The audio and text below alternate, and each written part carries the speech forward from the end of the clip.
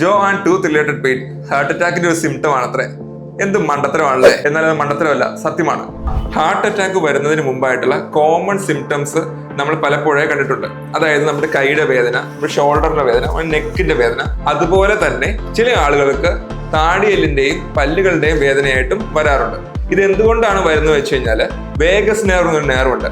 ഈ നെർവാണ് നമ്മുടെ ബ്രെയിനിൽ നിന്നും ഈ ഒരു സൈഡ് ഫുള്ളായിട്ട് സപ്ലൈ ചെയ്യുന്നത്. അപ്പൊ ഹേർട്ടിനെയും ഈ നെർവ് തന്നെയാണ് സപ്ലൈ ചെയ്യുന്നത്. അപ്പൊ അങ്ങനെ ഒരു സാഹചര്യത്തിൽ ഹേർട്ടിൽ എന്തെങ്കിലും ഒരു പെയിനോ ഡിസ്കംഫോർട്ടോ ഉണ്ടായാൽ അത് റിഫേർഡ് പെയിൻ ആയിട്ട് നമ്മുടെ ടൂത്തിനെയും ജോയിനെയും അത് അഫക്റ്റ് ചെയ്യാം.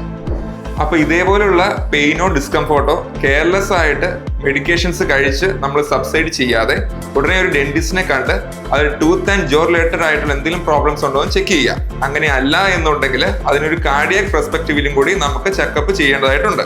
ഇനി നിങ്ങൾക്കോ നിങ്ങളുടെ റിലേറ്റീവ്സിനോ ഇതുപോലുള്ള പെയിനോ ഡിസ്കംഫോർട്ടോ വന്നു കഴിഞ്ഞാൽ അത് കെയർലെസ് ആയിട്ട് കാണാതെ അതിന് റൈറ്റ് ടൈമിൽ റൈറ്റ് ട്രീറ്റ്മെന്റ് കൊടുക്കുക.